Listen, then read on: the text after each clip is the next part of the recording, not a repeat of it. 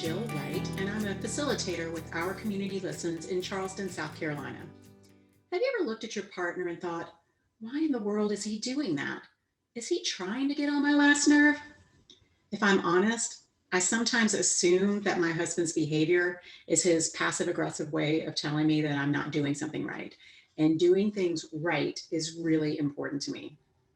But the honest truth is that more times than not, his behavior is something that comes very naturally to him and has absolutely nothing to do with me and everything to do with his own needs and values.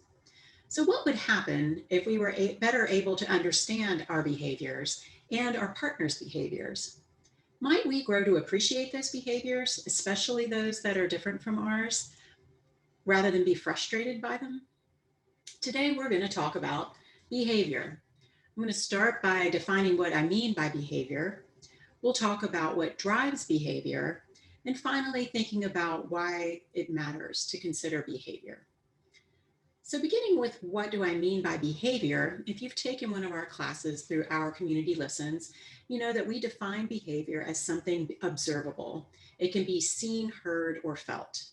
A couple of examples of behaviors might be that you enjoy entertaining your family at dinner time with lots of stories about what happened during your day. Or you may really enjoy creating a very detailed itinerary every time your family goes on a family vacation. These are all behaviors, and some come more naturally to us than others. But it's important that we appreciate and understand our behaviors and the behaviors of our partners. So, what drives behavior? Well, in short, our needs drives our behaviors.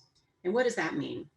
Well, again, in our class, we have a slide that we lovingly refer to as the onion slide.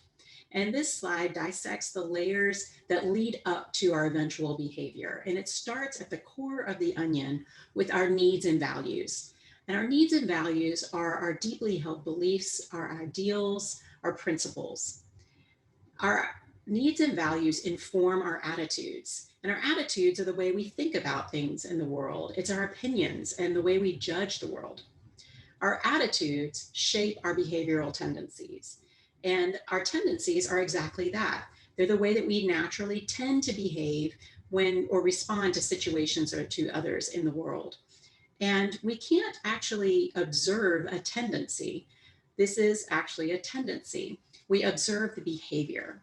But in between this band of behavioral tendencies and this band of our behavior is this ring of choice. And the more aware we are of our own natural behavioral tendencies, the wider that band of choice is. And that opens us up to have more informed decisions and to make more informed decisions or choices about how we actually behave. So that's important for us to keep in mind. And if we think about this in reverse, this onion in reverse, we think about that outer band of behavior, and that behind every behavior is this need. So again, every behavior is an expression of a need. So a couple of examples of this. For me, when we started our family, I very quickly realized that we needed a better way to coordinate our time. So I created a family Google Calendar where my husband and I add events that are going to impact our family. And these can be doctor's appointments, sports events, happy hours, meetings. And this behavior was that I was creating and maintaining a family calendar. And the need that was driving that behavior was my need to know what to expect each day and to be able to plan and mentally prepare for it. Another example of this behavior versus need, my husband really connects very deeply to music. It helps him unwind. It helps him really connect to what's going on within him. It grounds him. And there are times when I'll go out on our screen porch and I'll find him just listening to music. Or he'll come in and want to play some new songs that he's found by some of his favorite artists and share that with me. So his behavior is listening to music and incorporating music into our time together. And the need that's driving that behavior is his need to connect with himself and for him to share what is important to him with me. So, why does it matter that we think about behavior as an expression of a need?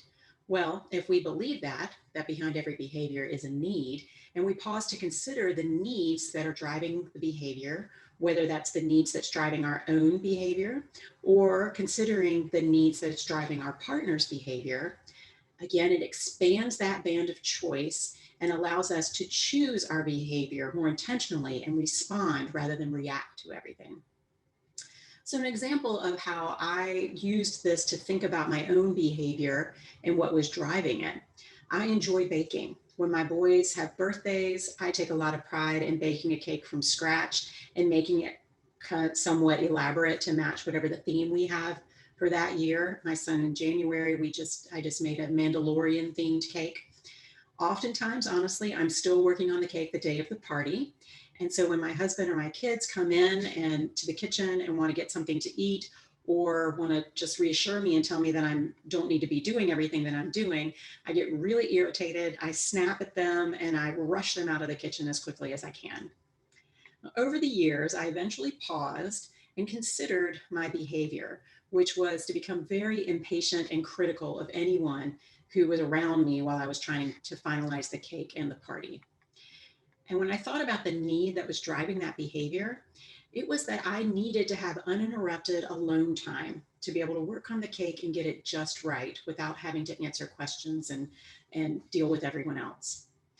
So, this awareness of the needs driving that behavior allowed me to choose my behavior, which was to talk to my husband and to delegate some of the tasks to him. And the chief one was for him to take the kids out of the house the morning of the party so that I could have some alone time to finish the cake and finish everything the way that I wanted it all done. So, by recognizing my own needs that was driving my behavior, I was able to make the day of the party more enjoyable, hopefully for everybody. So, just as you need to take some time to think about your own behavior and what the needs that are driving that, we also can look at our partner's behavior and try to think about what needs may be driving what we're seeing in our partner. And how are we going to know what those needs are? We may not know. We may have to guess based on our relationship or just inferring on what we're seeing. Or we could sit down and actually have a conversation with our partner about this behavior and listen to their explanation of what's going on. But either way, by taking this big step of actually considering the needs that are behind the behavior is a huge step towards helping us to be better positioned to respond to what we're seeing and choose our behavior rather than to react to it. So, as an example of our partner's behavior, this year when I looked at my beloved family calendar, I noticed that my husband had blocked out several hours on Valentine's Day for us to spend together without our kids. And we were going to do that by watching a virtual concert. He didn't ask me what I wanted to do or see how, if I had any ideas about how to spend the holiday. He just made the plans. And there was a part of me that appreciated his initiative and his eagerness to surprise me because I do love surprises. But honestly, there was another part of me that was a little bit disappointed because I might have chosen to spend this time, just the two of us, a little differently. But then I paused and I considered his behavior and the needs. And I thought about the behavior, which was to surprise me by making plans for us to spend an evening together watching this concert of a duo that means a lot to both of us. And the needs that were driving that behavior was his need to connect with me and to escape through live music and in this experience. So by taking the time to think about that, it helped me to not take his behavior personally. He wasn't trying to commandeer Valentine's Day or to demand that we do what he wanted to do. I actually hadn't put much thought into it. I was able to choose to be appreciative and grateful for the fact that he actually had made plans and that he made plans in a way that he thought was going to be special and meaningful for both of us. So, to wrap up, behavior is something that's observable. It can be seen, heard, or felt. And every behavior is an expression of a need. It's important that we take the time to think about what the behavior is and what that need is that's driving the behavior. Because with the awareness of that, it expands our band of choice and allows us to be more intentional about our response and our own behaviors toward that situation or that person, which hopefully helps us to appreciate the behaviors in our partners, to help us have a better understanding of why they do the way that the things that they do, and ultimately to build a deeper and stronger connection with each other. Thanks so much for spending some time with me today, and I look forward to connecting again with you soon.